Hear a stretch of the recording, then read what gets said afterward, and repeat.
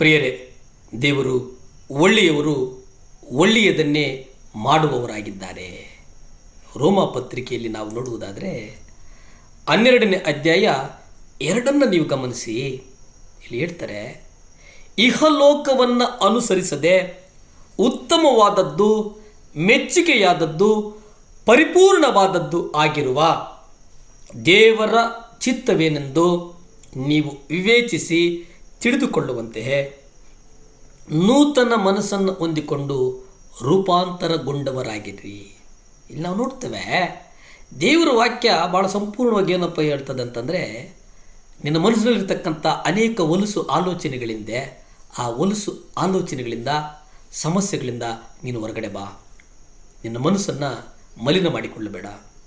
ನಿನ್ನ ಮನಸ್ಸನ್ನು ನೀನು ಕೆಟ್ಟದಕ್ಕೆ ಗುರಿ ಮಾಡಬೇಡ. ನೀನು ಇಚ್ಛೆಗಳ ವಿರುದ್ಧ, ಅಂದರೆ ಇಚ್ಛೆಗಳ ಪರವಾಗಿ ನಡಿಬೇಡ.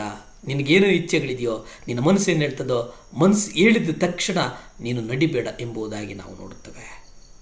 ಎಲ್ಲ ವಿಚಾರಗಳನ್ನು ನಾವು ಗಮನಿಸುವುದಾದರೆ, ದೇವರು ನಮ್ಮನ್ನು ಮುಖ್ಯವಾಗಿ ಆತನ ದೃಷ್ಟಿಕೋನದಲ್ಲಿ ನೋಡ್ತಾರೆ.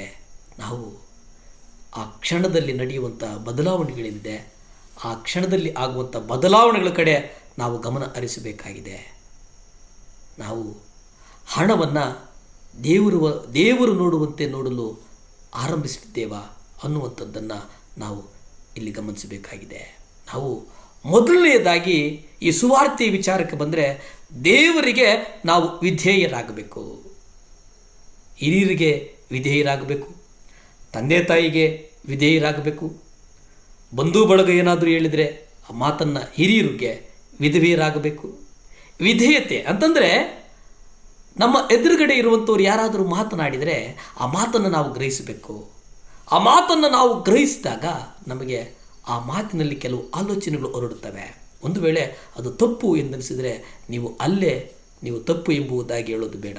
ಅದನ್ನು ಆಲೋಚನೆ ಮಾಡಿ ನಿಧಾನವಾಗಿ ಅವರಿಗೆ ಯಾವುದೇ ಕಾರಣಕ್ಕೂ ಬೇಸರ ಆಗದೆ ನೀವು ಅವರ ಗಮನಕ್ಕೆ ತರಬೇಕು ಎಂಬುದಾಗಿ ಸುವಾರ್ತೆಯಲ್ಲಿ ನಾವು ನೋಡ್ತೇವೆ. ಮೊದಲನೇದು ವಿಧೇಯತ್ವ ಅನ್ನುವಂಥದ್ದನ್ನು ನಾವು ಗಮನಿಸಬೇಕಾಗಿದೆ. ರೋಮ 12ನೇ ಅಧ್ಯಾಯ 2 ನೀವು ನೋಡುವುದಾದರೆ, ಇಲ್ಲಿ ದೇವರು ಹೇಳ್ತಾರೆ, ಇಹಲೋಕದ ನಡವಳಿಕೆಯನ್ನು ಅನುಸರಿಸಬೇಡ್ರಿ. ಪರಲೋಕಗಳು ಅಂತಂದರೆ ಇಚ್ಛೆಗಳು, ನಮ್ಮ ಮನಸ್ಸಿನ ಅಂತರಾಳದಲ್ಲಿ ನಡೀತಕ್ಕಂಥ ಒಂದು ಗೊಂದಲಗಳೇನಿದೆ, ಆ ಗೊಂದಲಗಳಿಗೆ ನಿಮ್ಮನ್ನು ನೀವು ಕಟಿಬದ್ಧರಾಗಬೇಡಿ ಎಂಬುದಾಗಿ ನಾವು ನೋಡ್ತೇವೆ. ದೇವರು ನಮ್ಮ ಹೃದಯವನ್ನು ನೋಡ್ತಾರೆ. ದೇವರು ನಮ್ಮ ಹೃದಯದ ಆಲೋಚನೆಯನ್ನು ಕೊಡುವಂಥವರಾಗಿದ್ದಾರೆ. ಇವತ್ತು ನಾವು ನೆನೆಸ್ತೇವೆ, ನಾವು ಈ ಬಟ್ಟೆ ಧರಿಸುವುದರಲ್ಲಿ ನಮ್ಮ ಪ್ರೌಡ್ನೆಸ್ಸನ್ನು ಹೆಚ್ಚಿಸಿಕೊಳ್ತೇವೆ. ಒಡವೆಗಳನ್ನು ಹಾಕುವುದರಲ್ಲಿ ನಮ್ಮ ಪ್ರೌಡ್ನೆಸ್ಸನ್ನು ಹೆಚ್ಚಿಸಿಕೊಳ್ತೇವೆ. ನಾವು ಮಾತನಾಡುವುದರಲ್ಲಿ ನಮ್ಮ ಸ್ಟೇಟಸ್ಸನ್ನು ಹೆಚ್ಚಿಸಿಕೊಳ್ತೇವೆ. ನನ್ನ ನಡತೆ ಆದರೆ ದೇವರು ನನ್ನ ನಡತೆಯನ್ನು ನೋಡಲ್ಲ, ನನ್ನ ವಸ್ತ್ರವನ್ನು ನೋಡಲ್ಲ, ನನ್ನ ಘನತೆಯನ್ನು ನೋಡಲ್ಲ. ನಿನ್ನ ಹೃದಯದಲ್ಲಿ ನಿಜವಾಗಲೂ ನೀನು ದೇವರಿಗೆ ನಿನ್ನ ಹೃದಯನ ಕೊಟ್ಟಿದೆಯೇನಪ್ಪ ಎಂಬುದಾಗಿ ನೋಡ್ತಾರಂತೆ.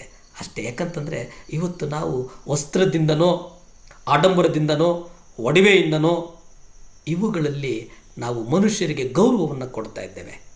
ಆದರೆ ಅದು ಈ ಲೋಕದ ಗೌರವ ಅಷ್ಟೆ. ಅದು ದೇವರಿಗೆ ಮೆಚ್ಚುಗೆಯಾಗದಿರುವಂಥದ್ದು. ಯಾಕಂದರೆ ನೀವು ಆಲಯಕ್ಕೆ ಬಾ, ಪ್ರತಿ ಭಾನುವಾರ ನೀನು ಆಲಯಕ್ಕೆ ಬಾ, ನಿನ್ನ ಹೃದಯವನ್ನು ದೇವರಿಗೆ ಕೊಡು. ನಿನ್ನ ಹೃದಯದಲ್ಲಿರ್ತಕ್ಕಂಥ ನೋವನ್ನು ನೀನು ಅಕ್ಕಪಕ್ಕದಲ್ಲಿರೋರಿಗೆ ಹೇಳಬೇಡ, ಬಂಧು ಬಳಗದವ್ರಿಗೆ ಹೇಳೋದು ಬೇಡ.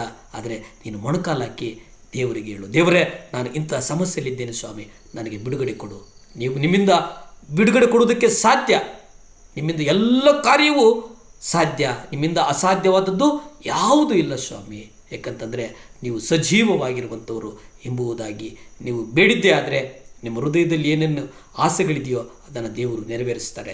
ಪ್ರಾರ್ಥನೆ ಮಾಡಿಕೊಳ್ಳೋಣ. ಭೂಮಿ ಆಕಾಶಗಳನ್ನು ಉಂಟು ಮಾಡಿದಂಥ ಸರ್ವಶಕ್ತನಾದಂಥ ದೇವರೇ, ಕೋಟ್ಯಾನು ಕೋಟಿ ಸ್ತೋತ್ರ ಸ್ವಾಮಿ. ಅಪ್ಪ, ನನ್ನನ್ನು ನಾನು ಒಪ್ಪಿಸಿಕೊಡ್ತೇನೆ ದೇವರೇ. ವಿಶೇಷವಾಗಿ ಸ್ವಾಮಿ, ಯಾರ್ಯಾರು ದೇವರೇ ಯಾವ್ಯಾವ ಭಾರಗಳಿಂದಿದ್ದಾರೋ, ಯಾರ್ಯಾರು ಯಾವ್ಯಾವ ನೋವುಗಳಿಂದಿದ್ದಾರೋ ಸ್ವಾಮಿ, ಸಹಾಯ ಮಾಡಯ್ಯ. ನೀವು ಹೇಳಿದಿರಲ್ಲ ಸ್ವಾಮಿ, ನನ್ನ ಸಹಾಯವು ಎಲ್ಲಿಂದ ಬರುವುದು?